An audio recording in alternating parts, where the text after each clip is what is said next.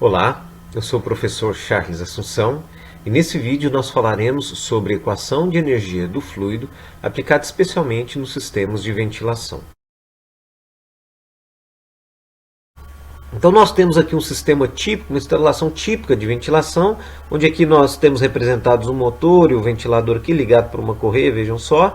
E aqui nós temos a sucção do ar e um sistema de distribuição. Aqui está representado uma instalação de uma ventilação geral diluidora, provavelmente, ou apenas para a recirculação do ar e ventilação, mas o mesmo princípio vale para uma instalação local exaustora. Se a gente invertesse aqui, colocasse esse escoamento da direita para a esquerda aqui poderia ser as bocas de sucção, por exemplo, ao invés de ser as bocas de insuflamento.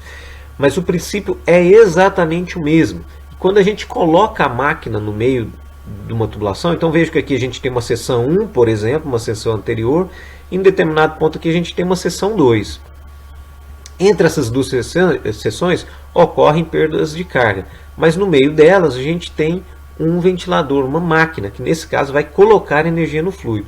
Então como que a gente reescreve a equação anterior da energia? A gente reescreve como sendo a energia do fluido numa seção 1, uma seção anterior à máquina, mais a energia que a máquina coloca ou tira, nesse caso a máquina está colocando energia, é igual à energia do fluido na seção 2, que é posterior à máquina, mais a perda de carga que houve entre essas duas seções. Então essa equaçãozinha é um balanço de energia no escoamento e é fundamental para que nós possamos determinar tanto a perda de carga e depois especificar a máquina, porque no final da história o que a gente quer é especificar esse sistema, minimizando as perdas de carga, e depois especificar esse ventilador, essa máquina que vai promover ou vai fazer esse sistema funcionar. E quanto menor for a perda de carga para as mesmas condições, menor vai ser esse ventilador, melhor vai ser essa especificação, porque equipamentos menores, em tese, custam menos, tanto na aquisição quanto na sua operação, no consumo de energia. Então o que a gente vai fazer é exatamente estudar nos próximos vídeos a perda de carga e o sistema de dimensionamento, os métodos de dimensionamento de dutos, para que ao final da história a gente possa especificar esse ventilador à luz dessa equação, sempre levando em consideração esse princípio, que o fluido ele tem uma quantidade de energia antes do equipamento, o equipamento coloca uma determinada quantidade de energia e finalmente então ele vai ter uma energia 2, e entre essas duas seções 1 e 2 sempre ocorre a perda de carga. Nesse sistema aqui, como mostrado, ele tem uma certa complicação, porque a gente tem vazões distintas em trechos distintos. Nós vamos estudar isso, aprender como fazer, mas em linhas gerais, para especificar o ventilador ele não sabe exatamente o que está acontecendo depois dele. Então o ideal é que nós sempre tenhamos, tanto na entrada quanto na saída, a mesma vazão. Então a gente poderia fazer um corte aqui, estabelecer essa seção aqui como a seção 2 e uma seção qualquer aqui, esse ponto aqui como a seção 1, por exemplo. Então a gente admitiria a perda de carga no filtro, nesse bocal, em toda essa tubulação, em todo esse trecho aqui em que nós temos a mesma vazão. E nesses trechos de vazões diferentes, a gente vai ver, nesse caso aqui, a gente vai ter duas estratégias, dois métodos a adotar, seja estabelecer a perda de carga constante ou a velocidade constante, para depois a gente saber que carga o fluido deve ter nesse ponto, que é o ponto de vazão comum à sucção. Para fechar esse slide, então, só para mostrar aquele sistema típico, como que ficaria a distribuição de pressões e de energia. Aqui então a gente tem aquele sisteminha. Nessa primeira linha nós temos representada a pressão estática, que é aquele termo de pressão termodinâmica propriamente, que é aquele P sobre gama.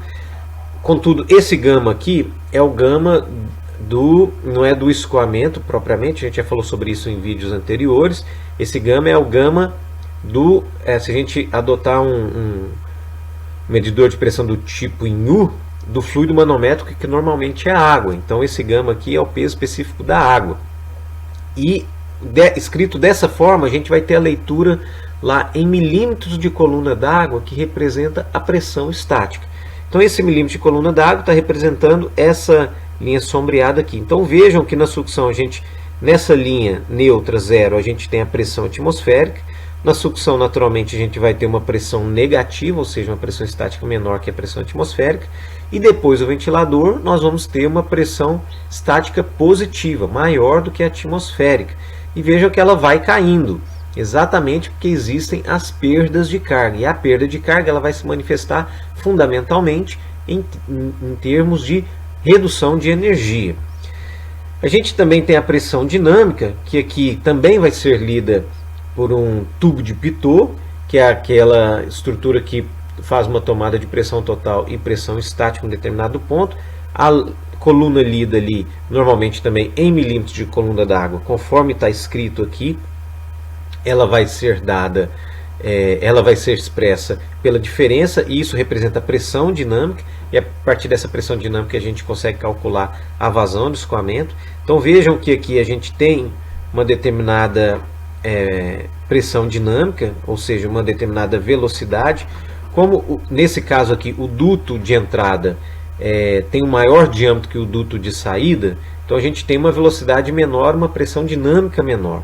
Ele passa pelo ventilador e depois ele tem um nível de pressão dinâmica aqui constante, ou seja, a velocidade nesse trecho de insuflamento aqui ela é constante, apesar das vazões e dos diâmetros variarem. Então aqui a gente já consegue identificar que estratégia foi adotada aqui, é a estratégia de manter a velocidade constante. Como existem tomadas de insuflamento ao longo do sistema de distribuição de ar, o diâmetro foi sendo reduzido para que a velocidade fosse mantida constante e a pressão dinâmica também fosse mantida constante. A gente vai ver em um vídeo futuro que existe uma outra estratégia, que é a de manter a perda de carga constante. E aqui a gente tem finalmente a perda de carga, a pressão total. A perda de carga é essa diferença aqui entre o nível energético de pressão fornecido pelo ventilador, que é essa linha em verde, e a pressão total, que nada mais é do que o somatório entre a pressão cinética, ou a pressão dinâmica, perdão, e a pressão estática. A gente vê que a pressão total ela vai caindo naturalmente. Aqui nós temos o nível de pressão atmosférica até ao final atingir a pressão atmosférica, quando for lançado para a atmosfera propriamente.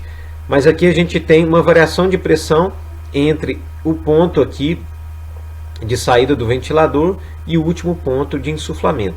À medida que o escoamento vai acontecendo, a perda de carga vai sendo acumulada e o nível de pressão total vai sendo reduzido.